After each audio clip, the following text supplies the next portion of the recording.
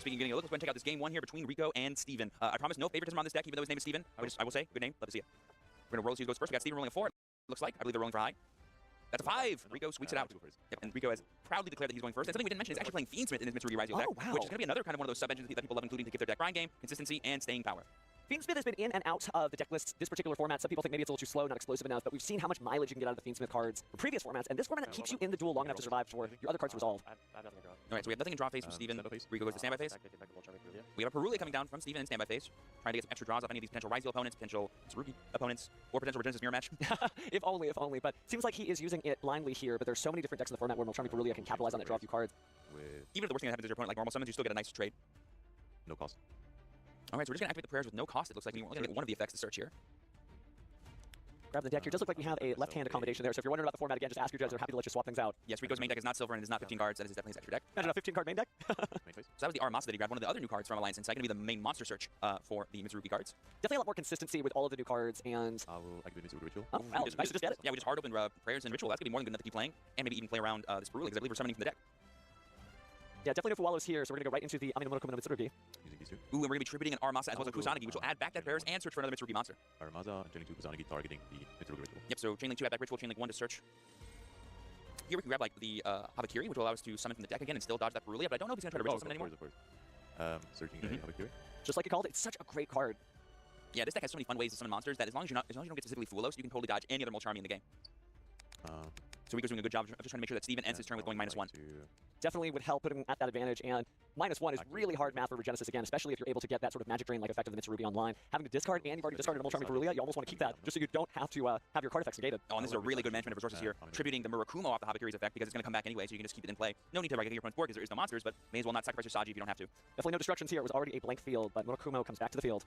Just to confirm, I know 2 prayers, the ritual spell, and the Habakiri. Exactly. Yes, we have 2 prayers. 6 or 7. 6. Okay. Being searched there for Rico. No worries.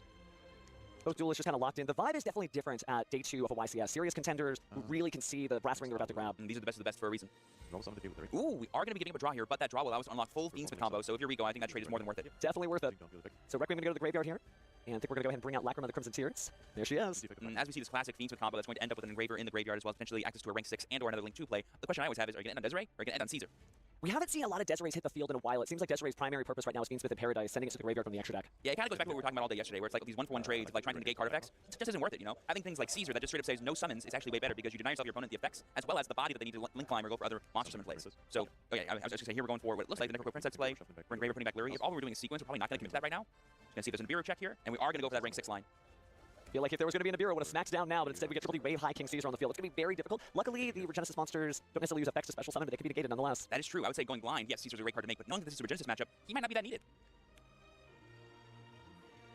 Ooh, we're going to activate the ritual again for Rico to summon from the hand. Activate Mitsurugi Ritual. Oh, we're doing it again. This will give up another draw over to Steven, but at this point, Rico having the Murakumo, having the Caesar, having the potential of a Habakiri coming down, I think is more than good enough for him. So the quest continues here. Choose to not trigger the Amino effect since it got tributed. So not going to try to trigger that. Interesting. Doesn't want to clog his board, it looks like. With monsters that he can't necessarily get rid of. From a link summon. For IP Masquerina. Interesting. I don't think we've seen IP Masquerina on this sort of field before. Obviously, we've seen it plenty of times on the feature match stage, but not in this way. It basically just serves as like an extra form of interruption for him, on top of like using the Caesar or the Murakumo. All right, well now it is Steven's turn, so he's going to go ahead and draw, and let's see if there's extra draws from the Fuwalos held. Excuse me, Rulia. Yep, nothing. So I think I saw an Archfiend in Steven's hand, which is all he needs to get into his Regenesis engine. It's not all he needs. He'll also need to reveal a monster with 2,500 attacks. So again, as Jerome had said on that first stream, the hardest Regenesis monster to summon is the first one. So if he doesn't have the ability to do that, this could be difficult. So before Steven commits any plays, he's just going to take his time here, make sure he has a firm understanding of all the known resources Rico has. We can assume that set card is a prayers, because we saw him have 2 in his hand earlier, with the Murakumo, the IP, and a double Caesar activation. Plus, I don't think there's anything in the graveyard right now that we need to necessarily worry about. Especially Unicorn. Oh, going straight to the Unicorn. So that is level 25, but not revealing it off the Archfiend, like you said. Maybe doesn't want to play into the Caesar necessarily. So Archfiend is the only one that I believe is not an inherent summon. That is correct, but it seems like we're going to go ahead and use the effect here. This is also nice too because this kind of forces Rico's hand a little bit because he's either not going to activate any of his interactions, or if he does, he can fall victim to the rip from the Unicorn to go into his extra deck and banish a card face down. Well, he hasn't normal summoned yet, so the Kashtira Birth could play off. There are a few level 7 Regenesis monsters. I believe it is Sage and Warrior. Or he could just have Fenrir too. We don't know. That's true. What's in his hand. But yeah, you're totally right. These players are way more methodical today in day 2 because they know every single play matters. One misstep could cost you an entire championship. Definitely a roller coaster of emotions on day 1. You're like, I hope I make the top. I can do this. I can do this. But when you're actually there, just 2 rounds away from the top 32, you got to be serious. Let's begin serious. Here comes Kashtira Fenrir. Yep, we get that normal summon thanks to the birth, being able to bring out this level 7 monster. We're going to use the effect here to search. And again, Rico's like, yeah, no, this is all fine. I'm not going to interact with you until you're doing something actually threatening. Okay, Ooh, and now we have another unicorn in hand, so now we can summon Archfiend if we needed to, in case we didn't have any other 2,500 attack point monsters. Speaking of 2,500 attack point monsters, there hasn't really been any information revealed to Rico that this is a Regenesis deck, so it just feels like Kashtira at this point. That's actually a very good point. I wonder what Rico is thinking he's playing against. But like lots of things we play Kashtira, but seeing this many hard-drawn Kashtira cards, you gotta assume. You know, it'd be really fun if we go like Big Eye, force the Caesar, or force the IP, or force the Murakumo. That'd be pretty cool. It's a great way to get things started here. And we've already used the normal summon effect of the Kashtira bird, so we'll have to Regenesis the old-fashioned way. Seems like there's a Kashtira Theosis in the hand. Yeah, like, do you, if you're Steven and you have all your hard-drawn Kashtira cards like this, do you just play full cash combo until it's time to go Regenesis and surprise Rico with it at the end? I think, yes, it kind of reminds me of the way that players hold back on their Fiendsmith engine or start with their Fiendsmith engine in order to keep that information away, force your opponent to use all these different points of interaction on one half of the deck, and then pivot to the other before they know it. So here we have the Theosis coming down, getting another Fenrir out of the deck. This will allow us to conserve our Unicorn and still go for an Xyz play, or conserve our Fenrir and get the, banish on field as well. That Big Eye feels like a good target right now, but you would be getting rid of 2 Fenrirs. Obviously, if you go Big Eye, you're going to force the IP to go into like an SP line, but that'll eat up either the Murakumo or the Caesar as well, and you're like, I think I'm more than happy to trade those for those interactions. Well, I still have full Regenesis combo in my hand. Well, but if it is a prayer set, he could tribute the Amino Murakumo to Mitsurugi and then bring it back to that Raigeki-like effect, so this is kind of difficult to deal with either way. And it looks like Rico is eyeballing that face-down card. I would like to do it down though. All right, just like you said, Steven, the prayer is going to be activated, tributing the Murakumo for cost to get the extra version of the effect. Something back in the handed graveyard. They're losing 800. Yeah, so he's lost 800 life points to summon it back from the graveyard. But he did activate a spell while a Kashtira monster was controlled, so we might get to see some banished face-down cards. And he also activated a monster effect too, so we might actually see Fenrir. Yeah, here we go, Kashtira time. Yep, so we're going to get some banishes from this graveyard. I think the big thing's going to be probably the Fiendsmith cards. I'll target. However, they could be chained, technically. Yeah, is there an Engraver in there still? Or no, that's underneath the Caesar right now. I'll target the Habakiri that was properly summoned. I will target the Requiem, and I will target the Kusanagi. Great declaration there from Steven, saying the Habakiri that was properly summoned. I was just going to say, based on how methodical these duelists are, I mean, you can tell they're really locked in. They do not want to give up a single game. You can activate monster effect. Okay. No, just Earth. Yeah, no monster effect was activated. They'll be activating on field. And turning 3. Lacrima target Requiem. So going to go ahead and return with the Lacrima. Go ahead and target the Fiendsmith Engraver. Taking a quick look at the Kashtira birth. It's been in the format for a long time, but you, again, want to be methodical. And it's okay. It's okay to actually verify the cards. You don't have to just guess. And your board is wiped. Yes, all monsters will be destroyed. Unfortunately, none of the Kashtira monsters are in play at the point of resolution to where they would activate and start doing all their fun effects. Yep, there we lose the Kusanagi as well as the Habakiri. Could get a monster back, though. We haven't used Kashtira Bird's special summon effect yet. You might want to get Fenrir, maybe, kind of punish even until other plays. There we goes for, but on open game state here, we're going to use the Requiem to summon out, get back that Lacrima, and maybe gain access to our Fiendsmith in Paradise. Such a small package that has such a big impact, and it's nice because it doesn't take up that much room in your deck. So really good looking out here as we see Fiendsmith the Paradise go to the graveyard, and now there's an additional material for IP Masquerade to be able to link summon with. As I was saying, it just happened with Rico. So oh, SP Little Knight. Yeah, just getting rid of that extra extension that Steven had access to in the birth. Do I know? I know the. So here we have Steven just trying to double check if he has to go to Regenesis right now, what he's going to have to fight through. But again, that Caesar is making that Archfiend really difficult to try to summon here. I think I saw a Sage, so there's definitely something to reveal, and there's also just the Kashtira Unicorns. It just depends on what he wants to reveal first. It's going to be kind of difficult with the SP Little Knight there.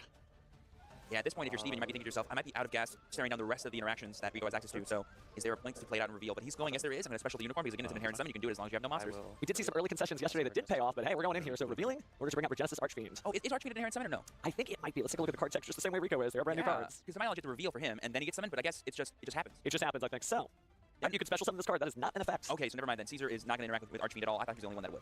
But like Code or something, you can interact with that. And now Rico's getting, oh, okay. So now Steven's going to have access to a potential search for more Regenesis monsters as well as a potential monster negate, which could be pretty huge.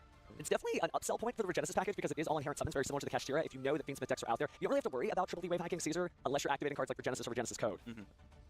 So yeah, and then Rico's just staring at these cards going, okay, how am I going to use, like he's staring at those cards more for himself, like, oh, how am I going to interact with these specific cards, and less about what do these cards actually do. I'll attempt It's a summon, right? Yeah, that sounds fine. So it does have a sort of Elemental Hero Stratos-like effect of adding a Regenesis card from your deck to your hand. Yeah, but he can get any card, not just monsters. Which could be important for grabbing Regenesis or Regenesis Code. He already has a copy of Regenesis Birth in his hand, so I wouldn't imagine he'd be grabbing that. You could get Warrior as well and potentially have a bounce. You also could just get Regenesis Lord and just go in with a 5,000 attacker. So here we're going to chain the SP targeting itself and the Unicorn to get that bit of interaction off the board, so that way you can seamlessly use Caesar. But so far, I believe the only effect that Rico hasn't used is the Murakumo's effect to, negate an effect unless Steven discards a card.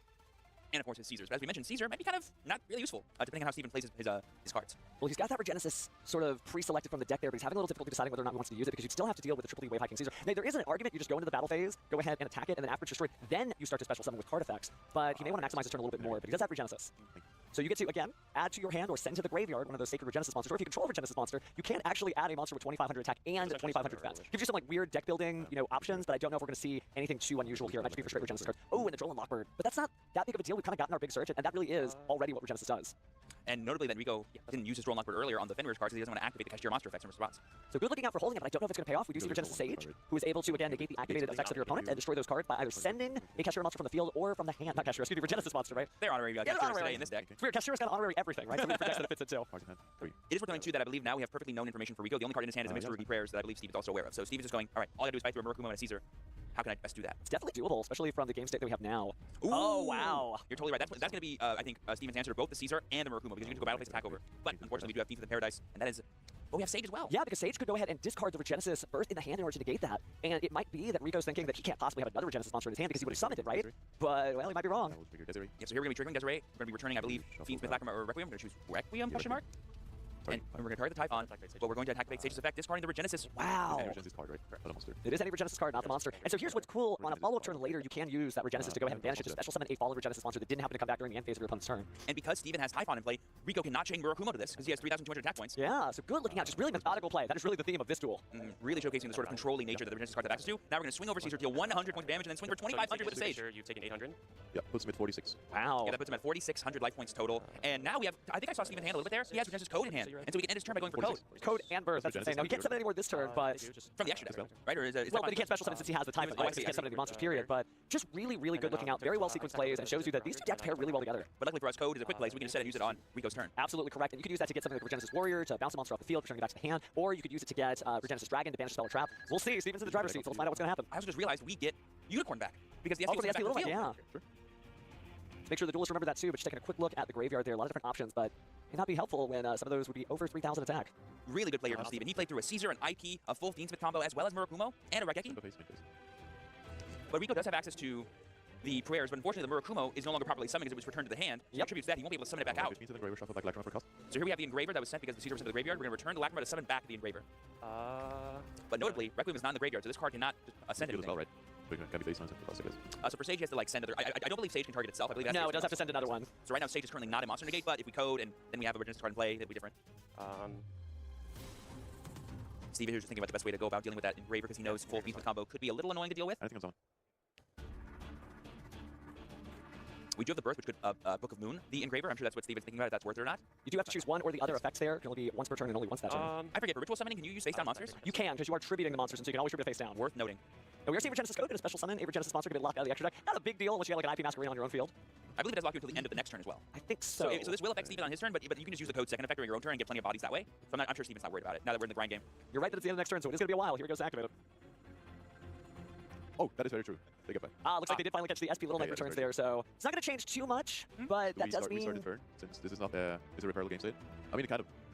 Judges are kind of figuring that out real fast. Yes, unfortunately, so whether the only connection here is that an unknown card was activated and now is known, and so I'm not sure if it's a repairable game state. Start the turn using Fiend or Engraver, and then he tried to use Regenesis Board. I tried to use Code. So we might have to rewind. We're going to let our judges figure that for just a moment. Just a little bit of information given up, but not too much new information other than the Regenesis Code. Yeah, but there is something to note too that a monster effect was activated, so the Unicorn could have a window where it's allowed to trigger now. And then of course so would SP, and then all that. Do we say that that happens before or after Code activates? All these questions. Again, we'll leave it to the judges here, and we'll let you guys know in case anything does come about. But so far, I can definitely say that this game has been one of attrition, one of particulation, and both players are playing masterclass. Wait, you don't draw? Yeah, it's just like... Oh, okay. I love it. It's like, hey, you don't draw. He's like, no, he's not drawing. He just has a black mark from the top of the deck, so we're good. Yes, he comes back. And that's the situation right now. Just started my turn. Yep, and he's already drawn a turn. He's now in his main phase, and Engraver has not been activated yet. Now we'll update you if there's any penalties on that. Remember, both players are responsible for maintaining a valid game state. So you gotta remember your SP Little Knight. Can we play? Okay. Yep, so now there's getting clarification. So we're rewinding back to draw phase. Okay, because if that's the case then, stand by phase. I'll attempt activate Code. This just sounds one from deck, right? Correct. Yeah. So now that Steven no longer has the secret code, he's like, there's no point holding this. Use it immediately. Use it where I'm definitely safe. Get access to Dragon. Get access to Warrior. Get access to whatever he feels he needs in this moment. Neither player really at a disadvantage right now. Rico needs to be aware of that Kashtira Unicorn. Activating a monster effect could be very dangerous. But speaking of monster effects, we've got Regenesis Warrior who can tribute itself in order to return one card, monster card on the field back to the hand. During the end phase, it's going to come back. So yeah, it's Regenesis time. That's right. We haven't seen the main sort of gimmick or mechanic of the Regenesis monsters yet. Obviously, they're 2500 attack with monsters. They can summon themselves, but if they're sent to the graveyard during your opponent's turn, during that end phase, they will come back. And none of them are 3,000 attacks, so they're all working pretty well in a wide variety of cases. Obviously, attack on the field here. No, I haven't. Neither player. No, nobody's going to get game lost, Steven. Maybe It's okay. It's just going to be a warning. As long as you have not made that same mistake before, it's not going to get upgraded.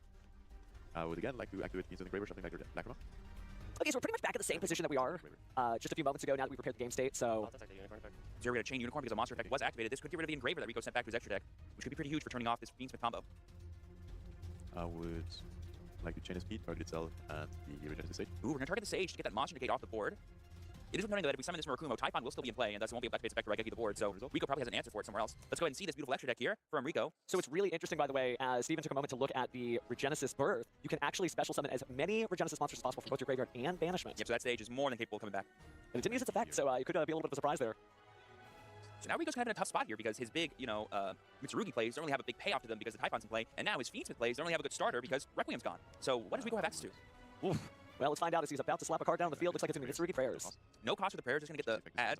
Sorry, special from the graveyard. He won't be able to get the Habakiri because that one was not properly summoned, the one that's in the graveyard. But I do see an Aramasa being eyed. Steven just being incredibly methodical here. Both players playing at a reasonable pace, but incredible interactions back and forth. So it is going to be a procedural error minor for the SB Limit mistake. Remember, again, both of them need to have that. But there was a slow play minor Warner gave to Steven, so there may be some adjustments on the clock there for those of you following along at home. Search. So we have the Aramasa being summoned in the effective search for another Mitsurugi monster. We paid another 800 life points here to activate the prayers. Yes, that's fine. Commentator's curse, right? I said a reasonable play. There was a slow play minor warning. But it looks like we're back in the heat of things. Yep, and there we had a clarification that Habakiri no Mitsurugi's effect has been activated already from the hand, so that once per duel effect will not be able to be used again, but it is still a really powerful level A ritual. And there we see the Ryzeal portion of Rico's deck.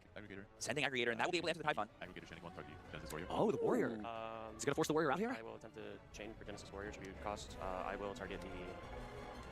Unfortunately, there's really no good targets here because Rico has not used his normal summon yet, and so we can just bring back any of these cards. If he's going to choose the Aramasa to go back to hand. Okay. So, Aramasa right back on the field there since the normal summon has been used. And now we're going to Exceed summon into Duo Drive. I don't know. No effect, okay. On summon, I'm going to activate Regenesis Birth. Activate effect, I'll attempt to target. Oh, he's going to flip it face down by sending Regenesis onto the graveyard. We haven't seen Dragon yet. Oh, now we have. So yeah, in case you guys don't know, Regenesis Birth has 2 effects. The first one is going to be a Book of Moon-like effect by sending a Regenesis card from your deck to the graveyard for cost. But the other effect that you could do is you can send this card to the graveyard and summon as many Regenesis monsters from your graveyard or banishment as possible. But you can only use one of those effects once per turn. I like how the duelists described it as a soul charge, but it's even better than soul charge in the sense that it can also summon from the banishment. Okay. Looks like both players have had a slow play minor warning at this point, so it's going to be a total of 6 minutes total added to the clock at the end. So we'll get that in when we can. Ooh, and that Duo Drive being Book of Moon is going to give it to Steve. Listen here, these players want to make sure that they have this game going in their favor. And then we have an infinite impermanence targeting the Ryzeal to stop its effect. Ooh, but we have the X. Just much more Ryzeal. You wouldn't even think it was a Mitsurugi deck at this point. You wouldn't even think these cards are semi-limited with how much Rico's drawing them now. Right, so we're going to go ahead and send the Eclipse Twins to the graveyard for setups later. Yeah, in the Ryzeal Mitsurugi deck, I don't think there's really any fun value you can get off of this X Ryzeal going first, so just sending Eclipse could be super awesome. We go ahead and get the Sword Ryzeal from the deck there, and let's build the overlay network. Maybe the Duo Drive? Oh, King of the Feral Lips. Yeah, remember, it is a Mitsurugi deck, so you don't necessarily need to start with the Duo Drive if you don't need to. Declare defect detaching. Ice Ryzeal. This is also a really fun way for Rico to kind of force interaction out of Steven here, so that way he can maybe protect his Duo Drive later on. Gonna go ahead and effect Baylor there, not a common occurrence in every deck. Now that we have a Ryzeal in the graveyard, that sword will be able to special summon itself. Sword. Use the effect search. And this could give us access to Node, could give us access to another ice that we can use to special summon itself and get access to Duo Drive. And then Steven would need another form of interaction to stop Duo Drive. I think it's about to break loose here. Yeah, that's the cool thing about a deck like Rico's, where you have all these 3 super impact engines that are kind of low to the ground. You don't really need that many cards to get them going. And so you can force your opponent into awkward situations where they use up all their non-engine, but not quite enough. So you can always have something formidable for your opponent to deal with, like this Duo Drive that's about to come down from Rico. If I was a betting man. They definitely got a Millennium Necklace if I've ever seen one, because you can see the future, and Duo Drive is here to probably detach 2 materials. But first, we're going to go ahead and attach that X Ryzeal. Yeah, if I'm Rico and I see 2 effect negation from Steven's hand, I'm going, you don't got any more. And if you do, good for you. I'm just going to use the Duo Drive here to get that extra material, so that way when he gets this cross, it'll be even better for him. We get the Node Ryzeal, and likely Ryzeal cross, just like you said. If it's already in hand. Oh, yeah, you're right, because there's another X Ryzeal. Or if it's not in his deck at all. Again, there's a lot of engines in Rico's deck. He might not have room for, the quote-unquote bricks. But there we go. Right there. I've seen plenty of people side out this card going second, so, but Rico's going first in this game. Very powerful, but you're right, it doesn't get everything done in a format, but we're still exploring. Sometimes every card counts, so you can't necessarily put that much in. But we're going to put 2 on the bottom of the deck. Go ahead and draw 1. Ryzeal cross effect, and bringing out the Node. Here you have Node. We're going to send from hand to send from the board. We are going to send the Troll Lockbird from the hand instead of getting rid of our Duo Drive. Again, conserving as many materials as possible. Really heads up play from Rico. Well, you want to go ahead and keep that Ryzeal Duo Drive just to make sure you have access to Ryzeal Cross's negation effect. Speaking of effects, we're going to use Detonator to go ahead and attach the Eclipse Twins to the card. That may be it. Yep, we have a classic Ryzeal Detonator, Ryzeal Duo Drive, and a set card. We saw Steven play through plenty of, disruption as well as summon negates in game 1, but now he's got to deal with Ryzeal Detonator. Search or add, right? It's an add or search or foolish, yeah. Yes, so he's either going to Fool's Burial or search for a Regenesis card. We're going to chain. Wow, the Ash Blossom Joyous Sprang. All those effects are cards that Ash Blossom can stop. I'll reveal the unicorn. Special art. Ooh, very cool. We have the inherent summon here of Archfiend, and then on summon the effect to search. So there's 2 ways to deal with this. Of course, you can go ahead and destroy that monster with the Ryzeal Detonator's effect. But on Resolution, you can also use Ryzeal Cross's effect to go ahead and stop that too. And again, it's hard when you don't have that first Regenesis monster on the field. But I don't think we're going to see too many Regenesis this turn. Yep, we are going to do exactly like you said, Steven. We're going to both destroy it and cross negate it at resolution of the effect. Just starving him for cards. Rico trying to make a name for duelists from Switzerland everywhere. Here we see the Kashtira unicorn coming down that we revealed off the Archfiend. And we could go into the good old-fashioned Typhon that we saw earlier. And I think what Steven's eyeing up, yep, there he is. That will now turn off the Detonator. There's no more cross. So we can use this to clear the Detonator off the board. But it is just going to put it back in the extra deck, so it is possible that we'll see it again. Notably, that does let you dodge the Eclipse Twins, bringing it back, which is kind of nice. And now we're going to attack with the Duo Drive 29 and 25. All right, Steven has sort of fought through Rico's board, but unlike last time, I think Rico does have plenty of follow-up here to maybe deal with this Typhon. There's a lot of conversation around Superstar Slayer Typhon that, like, do you need it? Do you not need it? Is it just coping that you're going to be able to come back with a duel? But this really shows this is 2 duels in a row where the Typhon has just put in so much work. So maybe consider your options, duelists. It's one of those cards where I feel like at the end of a grind game, it just puts the cap on the duel. Like, okay, from this point forward, I've done all I can to stop you. This is probably going to be enough. But let's see if it is for Steven this time like it was in game 1. Anything else? The Ryzeal Cross being activated there. Seems like nothing. That is X Ryzeal, and we still have the Aggregator in the extra deck. And like you said earlier, Steven, we put the Detonator back in, and Detonator is stronger than Typhon, so all we got to do is summon it back out, and we can clear it no problem. The effect of a card with 3,000 attack doesn't matter if it's just coming in for an attack itself. We're going to Special Sword and use the effect here to search. This should get back the Node Ryzeal that we just put back. Or nice, that we also put back last turn with Cross. Rico getting a big swing of momentum here, so let's see what we bring out. It's going to be that 1 of Detonator back again. Going to be attaching from the graveyard the Eclipse Twins. Once again, going to be able to recycle this card over and over. Again, that's the entire point of this deck. Ice Ryzeal. Just ice. Yeah, okay, thanks. then I will activate Mitsurugi Prayer. Ooh, and now we have prayers. It's time to go into our Mitsurugi How much cards. time do we have left? 8 minutes. 14 minutes. Oh, it looks like a little bit larger because it hasn't been added to the clock yet. I think they're going to add it to the clock at the end, so we'll let our judges handle that. Okay. Ooh, but Steven's like 14 minutes. Time's up for them as we go into game 3. Let's see who can come out on top in the first round of day 2 at YCS Providence. Is it Steven or is it Rico? Okay, just getting clarification as well about how they can start. Good luck. The hands have been shaken. It's the final game. Let's see what happens. Those duelists definitely respect each other. Speaking of respect, I see a solemn judgment in that opening hand. I also see the Kashtira unicorn as well. Oh, wow. Special. Yep. Let's attempt to activate Regenesis. Ooh, not using the effective unicorn yet, but we're going to chain Ash Blossom, but we do have unicorn. Attempt to activate Unicorn. Result. Ooh, wow. Now this is actually a really interesting question. Do you get rid of the detonator or do you get rid of the Requiem? That's difficult because one gives an exceptional amount of grind game while the other just sort of shuts things off. However, the Myriad Logic Aggregator has been doing the most work here, so maybe you just get rid of it so that you really can lock in on that Typhon. Maybe a third appearance. Whoa! Yeah, wow. Turning off the breaking power of X Ryzeal is a super heads-up play from Steven because he can just go, trust me when I say, with the way I'm going to play this board, you're never going to get to XZ summon once, so I don't care about detonator. Well, let's see if he keeps that promise. It's a big check to write, but he's going to go ahead and use the Pressure Plant Ryzeal to grab the Kashtira Fenrir, and I think you're right. I think that, like, just building the best field possible to lock the opponent out seems to be the strat here. So we have Birth, Normal Summon, Unicorn, thanks to the Birth allowing you to do so, and now we're going to be able to use the Fenrir to search for another Kashtira card. We're going to get another Unicorn into our hand. Do we have any Regenesis, though? If we can top all this off with Regenesis, ending with Unicorn, Fenrir, and full Regenesis combo, feels like more than enough disruptions. And low to the ground I'm ones. going to set one. Oh, I don't see any Regenesis here, but I did see a Droll and Lockbird. Okay, so we have some of the side deck options coming in. That might be more than enough to stymie Rico's turn. It's pretty good against Mitsurugi. That might be what you're thinking if you're Steven. I'll attempt to pass. Okay, end phase it is. So I know this board doesn't look like a lot, but if that face on cards what I think it is, we have access to a Fenrir, face down banish, we have another Unicorn, potentially rip another card out of the extra deck, and we have a potential set Solemn Judgment and the Troll and Lockbird. That's incredible. That's fine. We are going to activate a monster effect here, though. That does mean the Kashtira Unicorn gets another bite at the extra deck. Unfortunately, though, if Rico summons a monster and then immediately tributes it, it will not be able to be targeted by Fenrir. Chilling one Sachi. I'll go Chain Unicorn. There's the Unicorn, but you're right. Fenrir doesn't have anything to chop up with that axe. So because we've led Mitsurugi here, Steven doesn't really have any tells as to what Rico's going to go for here. So he can build into Fiendsmith or branch into Ryzeal, but he's going to choose, okay, Fiendsmith is most likely, so let's just turn that off immediately and see if you have any Ryzeal cards. I think Steven's bet the farm on Solemn Judgment against a powerful Ryzeal. Oh, there's the Droll and Lockbird. This will do a couple of things, guys. This will stop the Habakiri tribute effect from being coming back, and of course, no more searching for cards from the deck. We did get the Mitsurugi ritual, though, as Rico, which will be more than enough to get the rest of this plays going. Let's find out. Ritual. Do summon from hand. Do you judgment this? I mean, Oh, we do! And we do! We're going to pay half of our life points to negate Mitsurugi ritual. We know the Habakiri's in hand, and it's pretty much useless at this moment in time. What else does Rico have? that is a big gambit there. We're low on time, but half your life points may be worth it to stop things. Looks like we are going to go ahead and drop one last card onto the field spell zone. Ryzeal Cross. We have Ryzeal Cross coming down. Okay. Again, drawing it. I will special summon Ryzeal. We will special, but no aggregator this time. Yeah. Do it right. And I believe X is mandatory on summon effect, which will take 2 level 4s off the level 4 off the board with Fenrir. Go battle phase.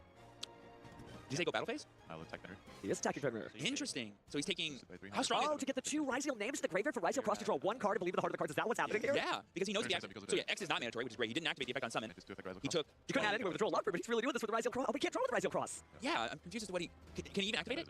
Oh, that's And it was just 3 ritual monsters.